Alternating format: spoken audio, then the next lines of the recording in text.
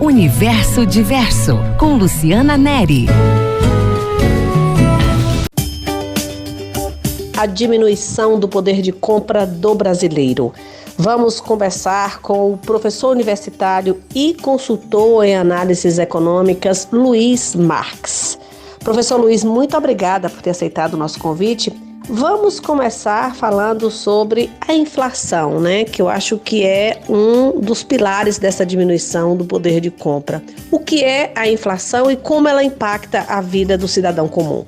Essa pergunta, o que significa inflação e como ela impacta sobre a população, ela é muito bem-vinda, porque na verdade o Brasil infelizmente está vivendo nesse ano de 2021 uma forma de um repique inflacionário que há muito tempo a gente não via e que está incomodando muito a população de maneira geral. É um tema sempre muito importante. Veja, a inflação, todo mundo sabe mais ou menos do que se trata, né? Todo mundo sofre com ela, mas tecnicamente ela significa a perda do poder de compra da moeda. Então, um país que com a inflação relativamente alta, vamos dizer assim, significa que a moeda está perdendo capacidade de compra. Isso significa que os preços sobem, porque se hoje eu preciso, por exemplo, de R$1 para comprar um determinado produto, chego na loja e compro esse produto por R$1, dou aquela nossa moedinha de R$1, né, aquela douradinha, o dono da loja sabe que aquela moeda tem capacidade, tem força suficiente para trocar por aquele produto, portanto o preço é R$1. Agora, se com o passar do tempo eu volto lá para comprar o mesmo produto e ele quer R$5, então observe que o preço subiu. Mas por quê? Porque ele sabe que aquela moedinha, aquela douradinha nossa, não tem mais a mesma força, não tem mais a mesma capacidade de compra, então ele quer 5 moedas, né? Antes era uma moeda só, agora ele quer 5 moedas, ou seja, porque a moeda perdeu valor, por alguma razão perdeu valor, aí os preços sobem. Então a inflação, na verdade, que é a subida de preços, né, que incomoda a população e tudo mais, ela, antes de mais nada, significa uma podridão da moeda. A moeda pode estar pouco podre, muito podre, depende, né? Mas a moeda está perdendo capacidade de compra, com isso os preços vão subir. A subida dos preços, no fundo, é um reflexo de um problema anterior, que é esse problema que a moeda tem de perda de capacidade de compra, tá certo? E como e a quais grupos a inflação mais impacta na população brasileira? Ela é muito complicada, né? Normalmente a inflação, ela sempre vai afetar de maneira mais grave as pessoas mais humildes, as pessoas mais pobres, as pessoas mais humildes, a classe média. A classe média sofre muito, né? Claro, né? Mas as pessoas mais humildes sofrem até mais do que a classe média. As classes mais altas, as pessoas mais ricas, mais abastadas, podem ter qualquer forma de sofrimento, mas obviamente tem muita gordura para queimar, tem muitos recursos, enfim, não sofrem tanto. A bem da verdade, o grande problema é com as pessoas mais humildes. Mas por quê? Porque ela concentra a renda, esse é o grande problema. A inflação é concentradora de renda, faz com que as pessoas mais ricas fiquem mais ricas em relação às mais pobres, as pessoas mais pobres fiquem mais pobres em relação às mais ricas e a classe média no meio lutando para sobreviver. Esse é o grande problema. Portanto, hoje no Brasil, que a gente está vivendo um fenômeno de volta da inflação, a inflação já está apontando aí para quase 10% no ano, significa um empobrecimento da população, as pessoas vão viver pior, vão comer pior, já estão vivendo pior, já estão comendo pior, com mais dificuldade para comprar alimentos e tudo mais. Mais drasticamente as classes menos favorecidas. Por que isso? Veja, a inflação impacta sim as pessoas mais humildes mais do que as outras classes sociais, porque existe um fenômeno já mapeado, já estudado há décadas até, em economia a gente chama isso de rigidez dos salários. Os salários são rígidos, ou seja, os salários não são aumentados sempre que a gente quer, muito pelo contrário, né? Ou seja, a gente tem muita dificuldade de ter aumento de salário. Pra você ter ideia, o salário mínimo aumenta de ano em ano. As empresas não aumentam o salário todo dia, né? Todo mês, enfim. Normalmente é de ano em ano e olhe lá, hoje a coisa está muito mais ligada à questão da negociação e tudo mais. Então veja, uma pessoa que ganha, por exemplo, o salário mínimo, vamos arredondar para R$1.000 para facilitar. Ela recebe o salário dela no início de setembro, por exemplo. Esse salário que ela está recebendo no início de setembro é o salário de agosto. Ela trabalhou em agosto para receber o salário e recebeu no início de setembro. Esse R$1.000 é o salário dela que ela vai ter que viver durante o mês. Só que os preços estão aumentando. Quando chegar em outubro, ela vai receber de novo o salário dela, que é o salário do mês que ela trabalhou, ela vai receber no início de outubro. que é o mesmo R$ 1.000. Veja só, o salário é rígido. E aí os preços estão mais altos. Então as pessoas têm muita dificuldade de acompanhar os preços, porque os salários não aumentam todo dia, nem todo mês. A verdade é essa. Então a rigidez dos salários faz com que as pessoas tenham muita dificuldade. O nosso salário não acompanha os preços e a gente acaba sofrendo muito mais quando a inflação aumenta e tudo mais. Por que isso é mais cruel nos mais pobres? Vamos dizer assim. E tem ainda alguma classe que não sofra com a alta da inflação? Tem duas classes sociais que fogem um pouco dessa situação, que são os empresários e os profissionais liberais. Porque os empresários, teoricamente, recebem o lucro da empresa, né? As vendas menos os custos e as despesas é o lucro da empresa. Ele é dono da empresa, então ele tem direito ao lucro. Veja, num momento de inflação alta, ele também está aumentando os preços dele. Ele está tendo dificuldade, claro, com custos e despesas mais altos, mas ele está aumentando o preço dele. Então, a remuneração dele não é fixa. Diferentemente do salário, de quem é seletista ou funcionário público, que tem um salário fixo, né? O empresário ele tem um pouquinho mais de liberdade para respirar, e o profissional liberal, eu digo um médico, um advogado, um psicólogo, um dentista, aquele que atende particular, porque até o médico que atende por plano de saúde sofre, porque o plano de saúde o valor é fixo, o plano paga um valor fixo por cada atendimento. Mas aquele médico que atende no particular, ele tem absoluta liberdade de dizer quanto a consulta dele. Ele pode aumentar a consulta dele, o médico, o dentista, o que seja. Claro que ele pode perder clientes, perder pacientes com isso, claro que pode, mas normalmente quando você gosta do médico, né, já tem uma boa relação, você vai ficar. Em suma, então é quem não recebe salário fixo que pode sofrer menos, não é isso?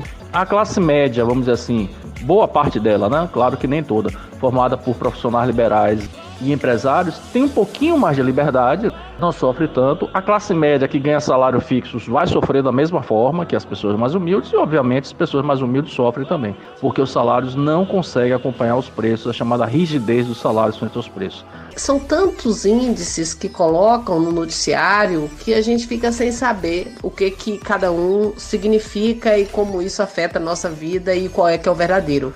A gente está hoje no Brasil, em 2021, a gente tem alguns índices, eu posso citar alguns deles, por exemplo, o IPCA. O IPCA é o Índice de Preços ao Consumidor Amplo, que é calculado pelo IBGE, né, que é um órgão do governo federal.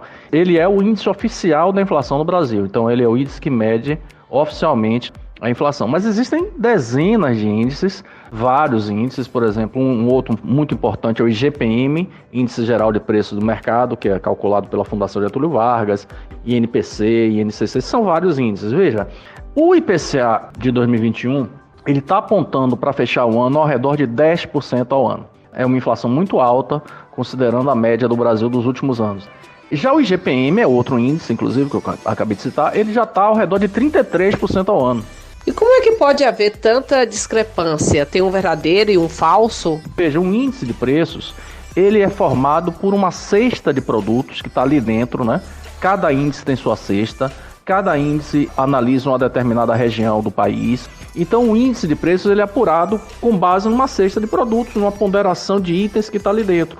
Então os índices que fazem parte do IPCA, a tendência é que no ano 2021, na média, eles vão subir 10%. Por quê? Porque está medindo coisas diferentes, produtos diferentes, inclusive regiões diferentes. E como isso afeta o nosso dia a dia, quando a gente vai pagar as contas e estão cada vez mais altas, mais elevadas? Às vezes a gente pensa assim, poxa, esses índices são mentirosos, né? Não dizem a realidade, porque meu condomínio aumentou 50%. Por exemplo, né? Um condomínio que era R$200 no início do mês e virou 300, ele aumentou 50%, né? De 200 para 300, ele cresceu 50%. Como é que meu condomínio aumentou 50% e o IPCA é só 10%? Sim, porque o seu condomínio não está dentro do IPCA.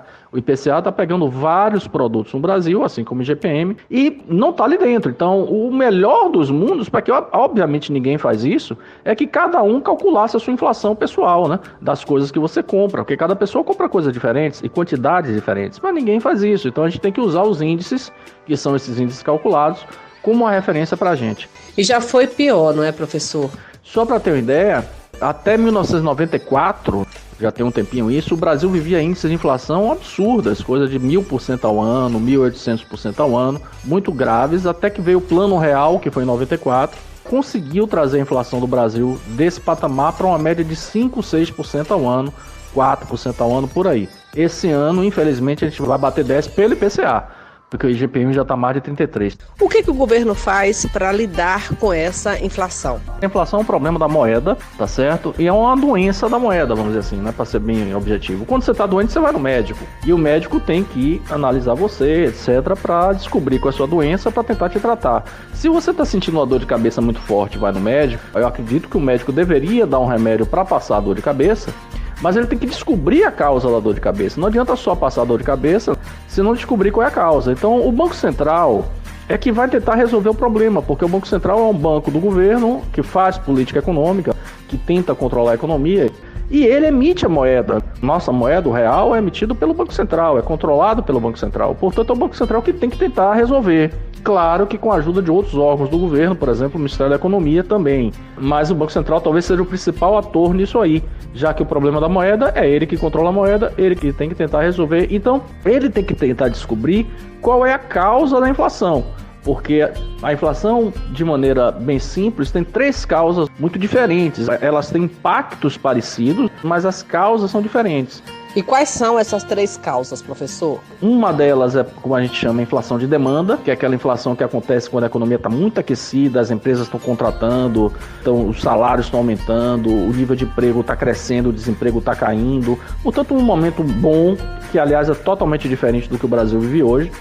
Nessa situação, as pessoas podem comprar demais, né? Porque a economia está muito aquecida e os preços sobem por uma pressão de demanda, lei da oferta e da procura. Aí o Banco Central vai usar instrumentos de controle de preços, como aumento da taxa de juros e tudo mais. Uma outra inflação que aí caberia outras formas de resolução é a inflação de custos, ou choque de oferta, que na verdade é quando não necessariamente existe essa demanda que eu citei, mas um determinado preço da economia, muito importante, de um produto, subiu demais e contamina todos os outros. É a cara do Brasil de hoje. Hoje a gente vive isso por causa do dólar, a taxa de câmbio do Brasil, o real está se desvalorizando frente ao dólar desde o ano passado e muito, e isso contamina a economia, porque todas as empresas que precisam comprar produtos importados, indústrias, etc., compram esses produtos mais caros e tocam para frente o preço e vai acabando contaminando demais produtos na cadeia de produção. É a inflação de custos, é outra forma de inflação que não se resolve necessariamente com o aumento de taxa de juros, porque às vezes você tem inflação de custos e com desemprego, que é o que a gente está vivendo hoje. E a terceira forma de inflação, que é mais complicada, é a inflação inercial, que o Brasil já viveu isso nos anos 90, nos anos 80, que é quando ela é formada pela correção monetária, quando está tudo corrigido, os preços estão corrigidos. Essa é a mais complicada de todos. Então o Banco Central vai tentar resolver o problema da inflação, mas é fundamental que ele saiba quais as causas da inflação para poder atuar corretamente. E também a inflação inercial, né? Essa que nós já tivemos por aqui. A inflação inercial é uma inflação que acontece, não tem nada a ver com isso que eu falei de demanda, né? De pressão de compras, mas é quando acontece quando a sociedade está muito corrigida, a gente chama de indexação. Todo mundo corrige os preços, todo mundo corrige os preços de tudo e a inflação sobe por inércia, através da correção monetária. Isso aconteceu no Brasil nos anos 80, na Argentina e na Bolívia nos anos 80, do século passado, no Brasil até 94. Ela é mais complexa, essa inflação inclusive, mas não é o caso também. Professor, qual é a inflação atual, a que a gente vivencia agora neste momento? É um choque de oferta, uma inflação de custos, que é o caso da inflação do Brasil hoje. A inflação de custos acontece quando alguma matéria-prima muito importante, fundamental no setor produtivo, aumenta de preço. E esse aumento de preço faz com que os empresários que usam essa matéria-prima joguem esse custo de produção para frente. O Brasil vive uma situação dessa devido à questão do dólar. O nosso câmbio real dólar está desvalorizando muito desde o início do ano passado, desde antes da pandemia, isso já vem acontecendo. E o dólar, apesar de não ser uma matéria-prima, é um preço fundamental, porque todas as empresas que produzem no Brasil e precisam de matéria-prima importada, importam matéria-prima e com o câmbio desvalorizado como está, essa matéria-prima chega mais cara. Então a inflação que a gente vive hoje já está incomodando desde setembro, outubro do ano passado, ou seja, a inflação trazida pelo câmbio, trazida pelo dólar, pela estabilidade do câmbio, que é muito reflexo dos problemas políticos causados pelo governo federal, que faz com que os recursos saiam do Brasil, muitos investidores tiram recursos do Brasil e isso faz com que o real se desvalorize. E além do mais, no Brasil a gente tem também um problema dos combustíveis, né?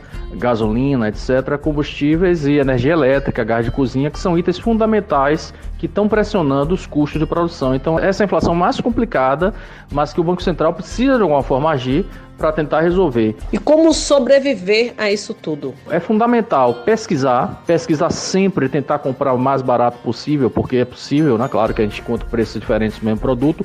E é fundamental também fazer um orçamento da família, um orçamento do lar. Quanto é que eu ganho por mês, quanto é que eu gasto, e controlar isso diariamente, para a gente poder ter noção do impacto dos preços no nosso orçamento e para a gente ver como é que a gente vai sobreviver. Nosso salário a gente não consegue aumentar, claro que não, mas os preços estão aumentando. Então a gente tem que saber escolher comprar menos, é claro, óbvio, escolher aquilo que a gente vai comprar e controlar o nosso dinheiro através de um orçamento que a gente faz, entradas e saídas de dinheiro do mês, e controlar isso diariamente. É uma dica para tentar sobreviver a essa pressão inflacionária.